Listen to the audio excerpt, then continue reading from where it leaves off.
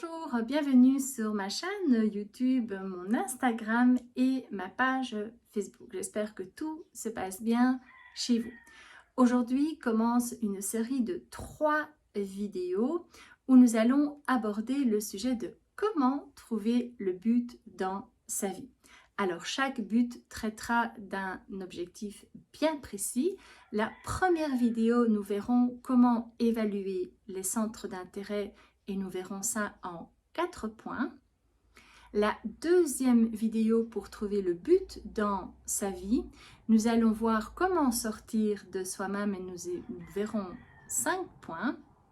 Et la troisième vidéo, c'est travailler son objectif, comment faire pour travailler son objectif et nous aborderons cela en 5 points. Alors, voici une série de 3 vidéos avec des trucs et astuces pour que vous puissiez trouver votre objectif dans votre vie. C'est parti! Alors, dans notre premier point, évaluer notre objectif, le premier point, c'est de tenir un journal. Eh bien, oui, vous allez vous acheter un journal dédié à votre objectif de vie. Ceci est le mien. Et ce journal est très utile et très important. Pourquoi? Parce que vous allez noter vos idées, vos pensées et vous allez aussi observer tout au long du travail que nous allons faire ensemble, les évolutions de pensée que vous allez avoir tout au long de votre cheminement. Alors, toujours dans notre travail d'évaluation de notre objectif, vous allez vous poser des questions. Alors, vous reprenez votre petit journal, votre carnet d'évolution et vous allez vous poser des questions. Alors, ces questions sont importantes pour que vous puissiez déjà mettre des choses en place. Alors, le style de questions que vous pouvez vous poser, c'est à quel moment ai-je été heureux dans ma vie? Et vous vous consacrez vraiment une page dans votre carnet. Vous notez cette question au-dessus et vous laissez le reste de la feuille blanche et au fur et à mesure de votre réflexion, vous allez pouvoir répondre à toutes les questions que je vais vous donner maintenant. Deuxième question que vous pouvez vous poser, quelles sont les choses qui m'ont donné de la fierté? Quels sont les événements, les situations dans ma vie où j'ai été fière de moi? Troisième question, donc troisième page dans votre carnet où vous vous posez la question, quelles sont les qualités que j'admire chez les autres?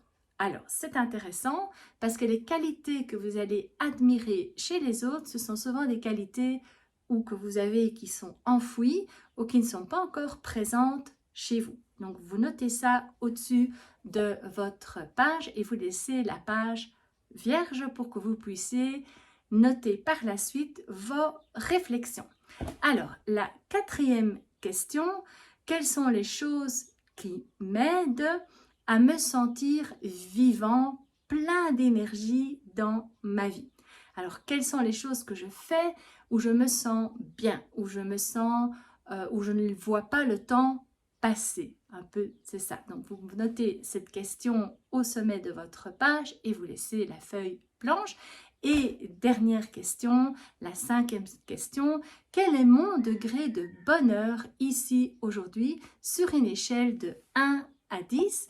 À combien j'évalue mon bonheur aujourd'hui, ici, maintenant? Donc, vous notez la question au sommet de votre page, ici, et alors vous notez la date et vous notez aujourd'hui, mon bonheur, il est par exemple à 7 sur 10.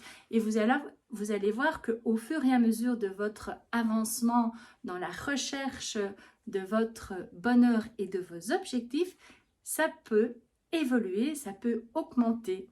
Alors, toujours dans le point de comment évaluer mon objectif, c'est tout simplement aller rechercher vos passions. Alors, une passion, c'est quoi? C'est quelque chose que l'on fait qui nous remplit de joie, de bonheur.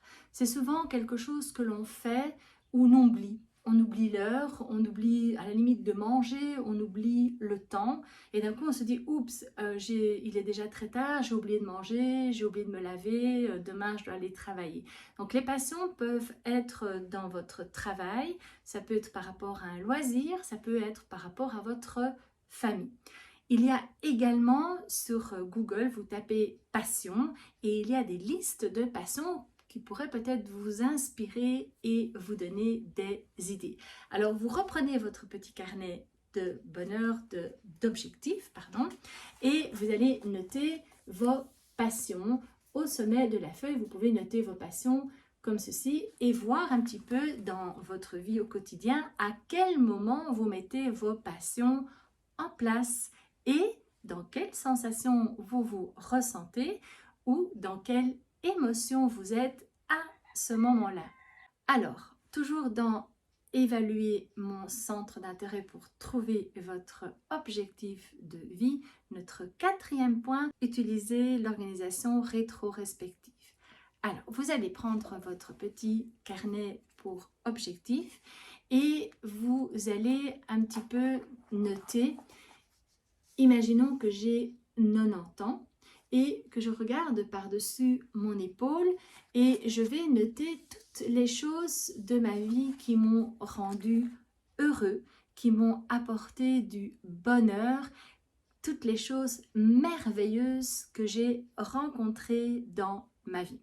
Alors, bien entendu, c'est une imagination, mais en même temps, c'est une projection. C'est un petit peu ce que j'aimerais se voir, se passer dans ma vie. Relisez de temps en temps votre journal et vous allez être aussi étonné de votre changement de point de vue, de votre changement, de votre évolution par rapport à vos réflexions.